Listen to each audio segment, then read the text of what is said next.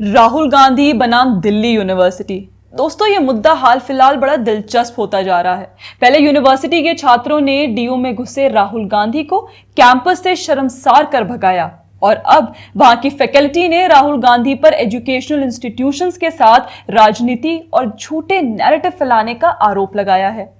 जी हां, देखिए, अभी हाल फिलहाल द पैम्फलेट ने अपनी एक वीडियो में राहुल गांधी का हिंदुत्व विरोधी चेहरा दिखाया था, जहां उन्होंने दिल्ली यूनिवर्सिटी के छात्रों से मुलाकात कर उनसे एससी, एसटी, ओबीसी को लेकर कई समस्याएं गिनाई और सभी के लिए हिंदुत्व को जिम्मेदार ठहराया। यहां तक कि राहुल गांधी ने गलत आंकड़े कोट करते हुए यह नैरेटिव फैलाना चाहा कि क्वालिफाइड एससी, एसटी और ओबीसी उम्मीदवारों को जानबूझकर अयोग्य ठहराया जा रहा है ताकि उन्हें शिक्षा और नेतृत्व से दूर रखा जा सके। इनफैक्ट इसी बात को लेकर वहां बैठी एक छात्रा ने राहुल गांधी को टोका भी कि दलित पॉलिटिक्स कर नहीं रहे बल्कि यूज हो रहे हैं। तेलंगाना में हमने चेक किया, सारे के सारे कॉन्ट्रैक्ट्स की लिस्ट निकाली और हमने देखा भैया ये कॉन्ट्रैक्ट्स किसको जाते हैं। एक भी कॉन्ट्रैक्ट दलितों को, आदिवासियों को, पिछड़ों को नहीं जाता। कैसे पॉलिटिक्स करोगे आप? हम लोग पॉलिटिक्स कर भी नहीं रहे हैं, हम लोग पॉलिटिक्स में यूज हो रहे हैं, वो दूसरी बात है। पर आप तो जानते ही हैं कि राहुल गांधी का कौन जात हो वाला मुद्दा तो काफी मनपसंदीदा रहा है।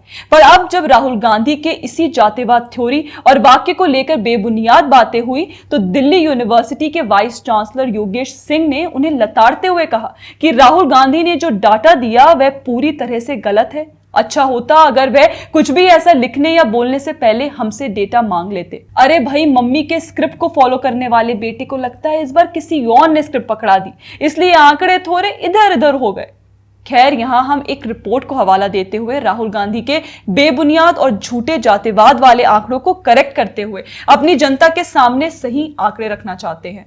तो डीयू के विभागों ने 2022-25 के अपने हालिया भर्ती चक्र में सहायक प्रोफेसरों के लिए 272 वैकेंसीज, एसोसिएट प्रोफेसर्स के लिए 107 वैकेंसीज का विज्ञापन दिया। इनमें से विश्वविद्यालय ने क्रमशः 233, 79 और 23 पदों पर भर्ती की और इनमें से कुल 79 पदों में से 10 सहायक प्रोफेसर, 41 एसोसिएट प्रोफेसर और 28 प्रोफेसर पदों को नॉट फाउंड सूटेबल घोषित किया गया, जिनमें से 17 पोस्ट शेड्यूल्ड कास्ट के लिए रिजर्व थी, 13 शेड्यूल्ड ट्राइब के लिए, 21 ओबीसी की, 9 economically weaker section, 4 person with benchmark disability और 15 पोस्ट जनरल कैटेगरी की। बल्कि यहां एक दिलचस्प बात जो नोट करने वाली थी वो ये कि पिछले पीरियड साइकिल में इन्हीं कैटेगरीज के अपॉइंटमेंट काफी कम थे। जैसे 2004 से 2014 के बीच सहायक प्रोफेसर स्तर पर केवल 15.5% एससी, 6.27% एसटी और 11.81% ओबीसी पद भरे गए। मतलब एसोसिएट और प्रोफेसर लेवल पे इन भारतीयों के प्रतिशत में गिरावट आई। सिर्फ एसोसिएट प्रोफेसर पदों में 0.69% और 2.08% एससी और एसटी भरे गए और प्रोफेसर पदों में से केवल 2.41% एससी उम्मीदवारों द्वारा भरे गए।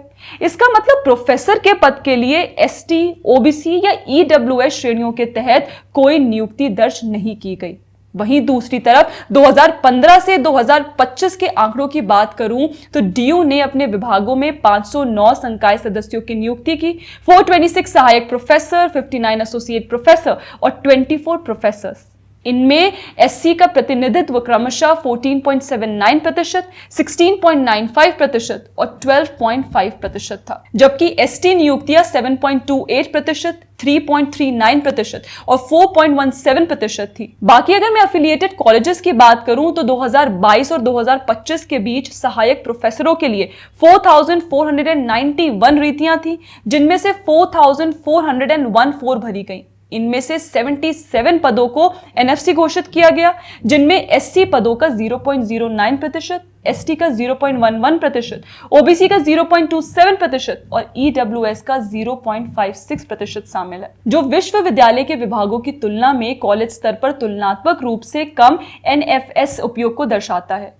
तो दोस्तों, अब आपको ये आंकड़े देखकर समझ आया होगा कि कैसे बिना फैक्ट्स क्रॉस चेक किए, बिना सही डाटा को कोट किए राहुल गांधी और विश्वविद्यालय के छात्रों के दिमाग में भी अंतशंत जातिवाद वाले अपने पुराने नैरेटिव के बीज बो रहे हैं। और अब इसी को लेकर डीयू के प्रोफेसर्स ने राहुल गांधी को ऐसी गलत खबरें फैलाने से मना किया है, क्योंकि ऐसी हरकतें करके एक एजुकेशनल इंस्टीट्यूशन के साथ राजनीति करना विपक्ष के नेता को बिल्कुल शोभा नहीं देता। पर इसमें कर भी क्या सकते हैं, ऐसे ही थोड़ी ना लोग उन्हें पप्पू बुलाते हैं। खैर दोस्तों, आपका इस पर क्या कहना है प्लीज हमें कमेंट करके जरूर बताएं। बाकी आप हमारे चैनल को फॉलो करना ना भूलें। जय हिंद।